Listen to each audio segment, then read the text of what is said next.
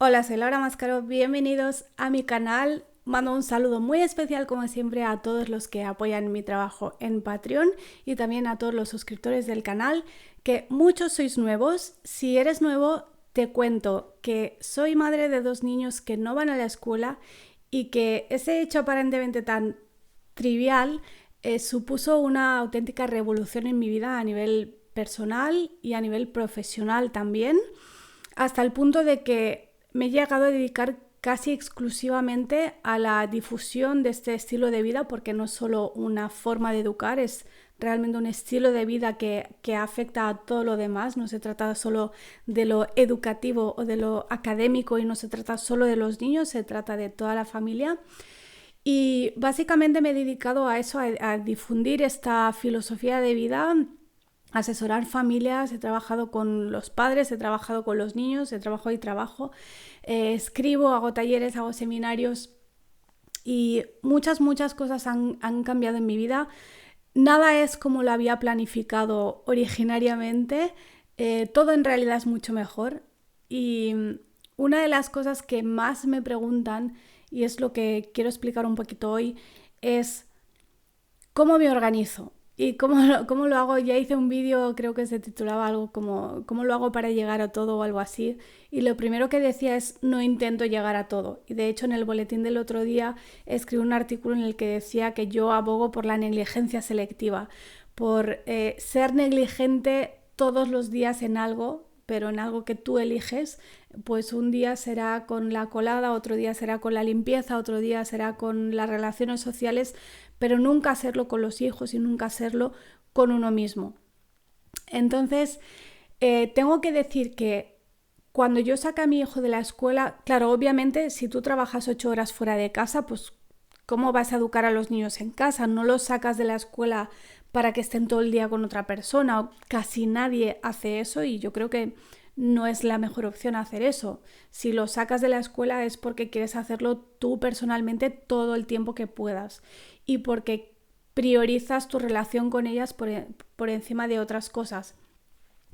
En mi caso, pues claro, tuve que cambiar mi forma de trabajar. Por suerte yo ya era autónoma, yo ya trabajaba por mi cuenta y eso significa que tenía cierto grado de libertad y de flexibilidad para organizarme como yo quisiera. Pero aún así, cuando eres autónomo se suele decir que no tienes jefe o que tú eres tu propio jefe. Pero en realidad yo considero que tus jefes son tus clientes y te debes a ellos y tienes que responder ante ellos. Entonces, poco a poco yo fui transformando mi forma de trabajar para depender cada vez menos de los clientes. Eso por la parte, digamos, laboral, profesional, de cómo lo haces para trabajar, porque mucha gente piensa que para educar en casa tienes que dejar de trabajar y eso no es necesariamente así. Yo era madre soltera, yo trabajé y yo conseguí el dinero que necesitaba todos los meses para alimentar y vestir a mi hijo y para darle un techo y una cama donde dormir. Entonces, poder se puede, yo no digo que sea fácil. Yo con este vídeo lo que quiero es, primero, invitar a las familias que hacéis educación en casa a dejar un comentario y contarnos cómo os organizáis vosotros a nivel laboral, profesional, económico, ¿no? Si habéis dejado de trabajar, si habéis hecho reducción de jornada, cómo organizáis los horarios y cómo conseguís llegar a fin de mes, que a veces no es fácil, eso con cole o sin cole. Realmente yo muchas veces cuando... Perdón, que le di un golpe al ordenador. Muchas veces cuando hablo sobre homeschooling y respondo preguntas sobre homeschooling o me piden un consejo, me acabo dando cuenta, me pasa exactamente lo mismo con el tema de las madres solteras. Al final siempre acabo diciendo, pero es lo mismo para homeschoolers o para no homeschoolers. Hay muchas cosas que son lo mismo. Hoy leía, por ejemplo, un artículo sobre los niños llave, creo que lo llaman. Niños llave o niños llavero, niños llave creo que los llaman. Que son los niños que, como sus padres están fuera de casa trabajando y no tienen dinero para apuntarles a actividades extraescolares, les dan la llave de su casa y esos niños salen del colegio y ellos ya tienen su llave y se van solos a casa y están solos en casa y son ellos los responsables de abrir y cerrar la casa. y se veía como algo negativo el que sus padres no tuvieran suficiente dinero como para mandarlos a actividades extraescolares. La lectura que yo hago es radicalmente diferente. La lectura que yo hago es, el problema no es que no tengas dinero para mandarles a extraescolares. El problema es que no tengas tiempo para estar con ellos. Y eso es lo mismo si el niño va al colegio o si el niño no va al colegio. Entonces, por la parte del trabajo y de la profesión, es cierto que si el niño va al colegio, tú dispones de todas esas horas para dedicarlas a un trabajo y dedicarlas a ganar dinero. Es cierto, pero también es cierto que la mayoría de padres no tienen un horario compatible completamente con el horario escolar. Entonces, yo siempre digo que no es fácil, pero que querer es poder y que una vez que tú das el paso y tú decides que sí, que la educación en casa es prioritaria para ti, para tu familia y que vas a hacerlo y empiezas a hacerlo, empiezan a surgirte oportunidades que antes no veías o porque no tenías la mirada donde tenías que tenerla o porque simplemente esas oportunidades no existían, como por ejemplo me ha pasado a mí. Los talleres que yo doy ahora probablemente no podría darlos si mis hijos hubieran estado escolarizados, porque ese ha sido mi proceso para llegar hasta donde estoy ahora. Yo he conocido muchas familias que se han organizado de muchas maneras diferentes. En algunos es cierto que uno de los dos ha dejado de trabajar, siempre como decisión consensuada, por lo tanto ahí no hay nada que recriminar, nada que juzgar, no hay nada malo en ello. Y además tengo que decir que no siempre es la madre la que deja de trabajar. Ese es uno de los grandes mitos en torno a la educación en casa. He conocido a muchas familias que por diferentes motivos ha sido él quien ha dejado de trabajar y ella quien ha continuado trabajando. En otras familias se han hecho reducciones de jornada.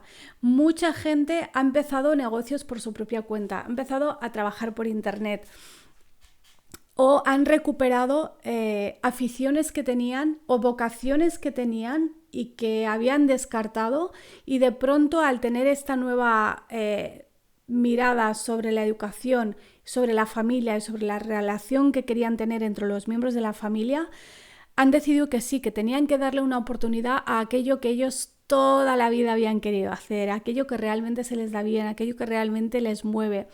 Y han empezado y poquito a poco lo han ido consiguiendo. Por supuesto, no se trata solo de conseguir ingresos, se trata también de reducir gastos y de vivir con menos. La mayoría de la gente que yo conozco que educa en casa, tanto en España como en otros países, es gente muy humilde, muy normal, o sea, no somos multimillonarios, no somos ricos, y hay gente que ha hecho cambios importantes para poder educar en casa. Hay gente que se ha ido a vivir a una casa más barata, que ha vendido la casa y se ha comprado una más pequeña, o se ha ido de alquiler, o se ha ido a otra zona donde la vida es más barata, o ha dejado de tener coche, o ha pasado de tener 2 coches a tener solo uno, o ha pasado de simplemente renovar el vestuario cada temporada a renovarlo cada 4 años o cada cuando se pudiera. Es una simple cuestión de prioridades, y con eso no quiero que se entienda esto como que estoy juzgando a la gente que decide escolarizar y que decide priorizar su carrera profesional. Yo eso lo puedo entender perfectamente. Yo puedo entender a la gente que a mí me dice: has estado 5 años sacándote una carrera, te has colegiado, has empezado tu propio despacho, y cuando has empezado a tener tu cartera de clientes y tu despacho arrancado, ¿lo has dejado todo? Sí, ha sido mi opción personal y no digo que los demás tengáis que hacer lo mismo. Cuento mi historia como ejemplo de que si tú tienes clara cuál es tu prioridad, hay decisiones que no te va a costar tomarlas, hay cambios que no te van a resultar difíciles, y sobre todo que esos cambios muchas veces traen cosas buenas que tú no puedes anticipar, que tú no puedes ver. A mí lo que me gustaría ahora es que si estáis educando en casa nos dejéis un comentario explicando cómo os organizáis con el trabajo para poder estar a todo. Yo, por ejemplo, que trabajo mucho desde casa, tengo una norma,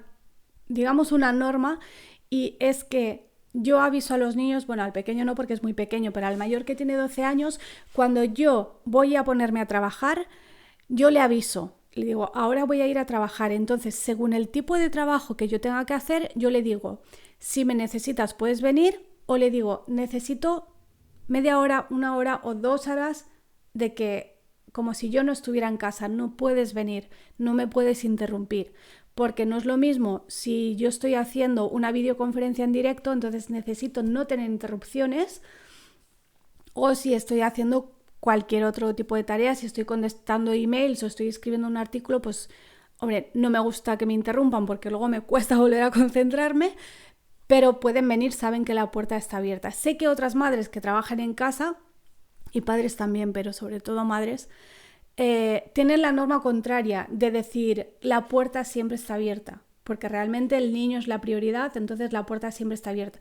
Depende también del tipo de trabajo que hagas. Entonces, me encantaría que nos dejéis vuestros comentarios con vuestras experiencias sobre cómo os organizáis. Si trabajáis a turnos, he conocido familias que trabajaban a turnos, él por la mañana, ella por la tarde, o que trabajaban en el mismo sitio y procuraban coger los días libres en días diferentes para que siempre hubiera alguien en casa. Hay gente que se junta con otras familias, bueno, yo trabajo 3 días a la semana, pues esos 3 días los niños van a ir a casa de esta otra persona. Hay muchas formas de organizarse, y para que no sea solo como una historia que yo os cuento, por favor deja tu comentario si educas en casa, y si no educas en casa y te lo estás planteando y esta es una de las cosas que te frenan, cuéntanos cuál es el miedo o cuál es la duda o qué es lo que te está impidiendo dar ese paso, a ver si entre todos podemos ayudarte. Muchas gracias como siempre por ver mis vídeos, suscribíos al canal, dale like y hoy sobre todo déjanos tu comentario. Muchas gracias, hasta el próximo vídeo.